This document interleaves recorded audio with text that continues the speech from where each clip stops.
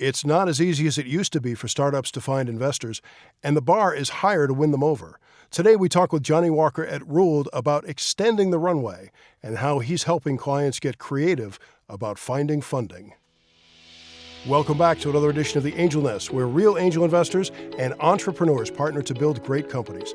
I'm David Hemingway. I'm a 5-time founder and now an active angel investor. And my mission here is to tell the stories that are powering innovation. 2021 was the height of startup funding and valuations. It seemed like raising money was easy, and if you had a good idea, you'd have your pick of partners.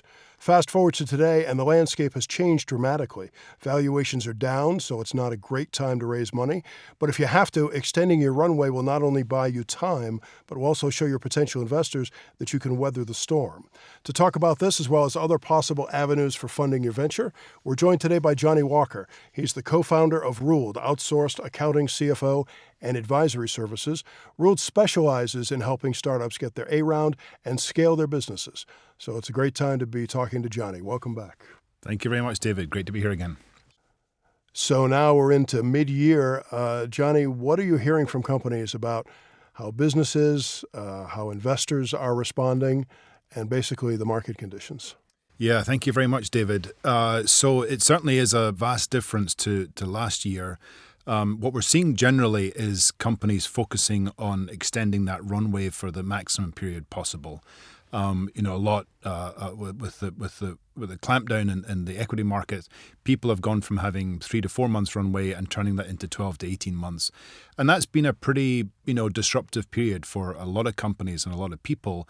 That's the way I'd describe the market generally, is just getting an awful lot more months out of the capital that they have in place. And it's crucial, of course, to being able to do that, to know where you stand, right? So I'm assuming that keeping the book straight and having regular and frequent reporting is a big part of that process. Most definitely, both from understanding how the company's been spending money, so that last number of months really gives you that insight into where the money has been going, and then you can start to make determinations on where to cut. Be that, unfortunately, people, but also in all the other subscriptions and the way that the company operates. And you need valid, robust, and reliable financials in order to get that insight that you can then use to make decisions. Now, Johnnie, I remember in another episode we talked about a specific model that you came up with for one of your clients that really helped them forecast in a very accurate way and, gave them and their investors the confidence to really ramp up marketing spending, and it ended up making the company very successful. And that sounds like it's something that, you really kind of pioneered yourself. You want to talk about that at all? Yeah, so that dynamic or paradigm, frankly, working with a financial model is all about making sure you've got the latest quality and approved financial information into the model. And then you're using that latest to compare against what you thought was going to happen for that period. And ideally, you're doing this on a monthly cycle. That's like the month close cycle in which you're getting financials. But you're really that fine-grained granularity around how you're seeing the information and then what it's telling you about where you thought the company was going to where it actually was going. And that, if you allow that to permeate through the model, then you have a very tight understanding of exactly how things are going. And you can tweak and you can understand how the company is going to go for the next number of months and frankly be accurate. And I remember the CEO at the time he was talking about that being a huge benefit when he was talking to his investors is the ability to show reliably where the company is going, gets you an awful lot of credibility from your investor set and enables you to make decisions, and they are much more likely to go with what your head is saying. And so it's really interesting. As an angel, we see so many young companies that might say they don't have the luxury of, hiring you to do that kind of granularity. And yet those are exactly the companies that really need the help because cash is so tight and, they need to build confidence not only from their investors, but also from their customers, and most importantly, from some of their channel partners, right, who are out there trying to help them get clients. Yeah, no, definitely. And certainly at those earlier stages, the task is, I would say, easier. Before you start to generate revenue, before you've got an awful lot of complexity in the company, where the expenses are going, where the cash is going is generally easier to understand. But that doesn't make it any less important to really have a very clear focus on it. And the work that we do, certainly in supporting those early stage founders, is going into the incubators and accelerators, which we have a variety of relationships. And we do the workshops. We do that education to these entrepreneurs at the first stages. Here's how you can actually look at some of this stuff yourself. And here's the things not to forget about and the other things you've got to do. And one of those is having that very tight focus on your cash, understanding where the expenses are going, and then having a good enough projection for how you think things are going from there, and look at it regularly. Absolutely paramount. Look at that cash forecast and compare it to actuals regularly. So with equity financing so hard to come by, I'm wondering how much you do with your clients in terms of alternate forms of financing. So, we'll have companies come to us in the angel world, and sometimes they'll have gotten many millions of dollars in non-dilutive funding. And up front, we love the sound of that. But as you point out, that's not always free, right?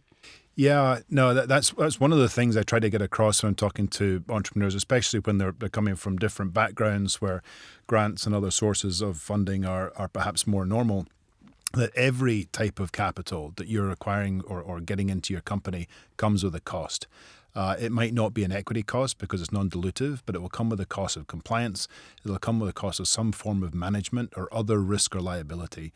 And I think it's important to realize that most definitely applies to grants. Depending upon the source, you may be you're more likely at a certain level of grant financing compared to equity to actually result in an audit requirement. And that's a big overhead for a company. It's very beneficial, but there's definitely argument to be said that you don't need it to a certain point. And I think forcing that requirement on a company is a decision you need to make carefully. So as investors, we love the idea of grant funding. I will say that we sometimes ask ourselves if companies funded by large numbers of grants don't end up taking longer to really come to fruition and fly. Do you ever see any of that? Yeah, I mean, I think there are definitely grant programs which are enormously productive. So the SBIR program, for example, has really created a whole set of essential technologies, and companies have managed to scale from that. So there's definitely, I think, programs out there that are very beneficial. But what happens with VC financing is that it comes with a VC investor who's very focused on the progress of the company from a revenue and a growth standpoint. And presuming you've got past good portions of the technical risk, it's now about market risk and about taking that product out and actually getting it to market and seeing this grow.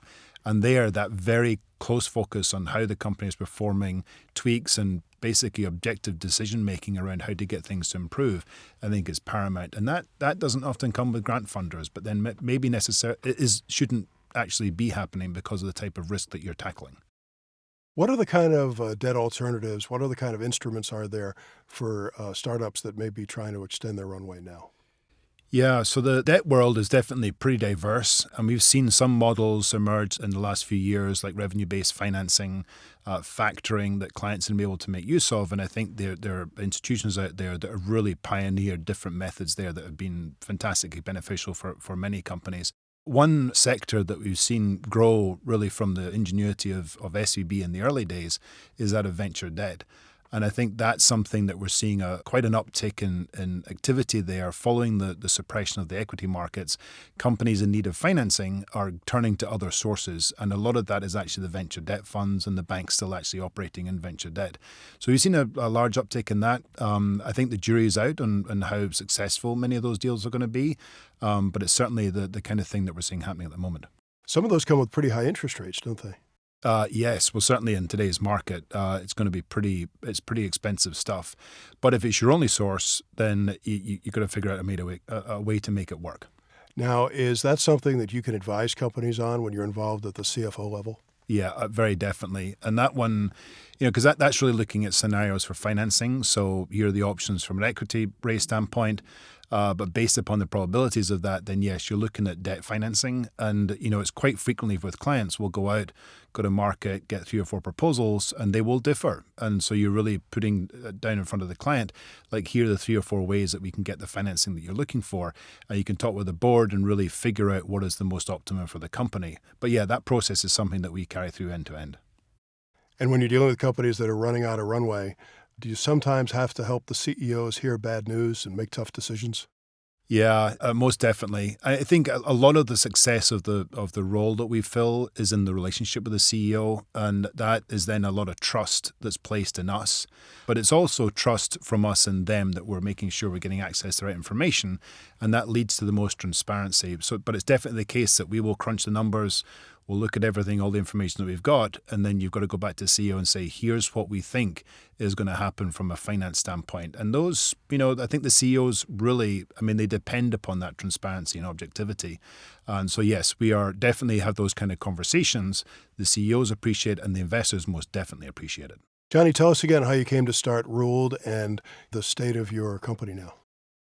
Yeah, so it was about 2.5 years ago, and a team that had worked together at a prior company was only in a position of making the decision to move forward in creating this, into creating Rooled.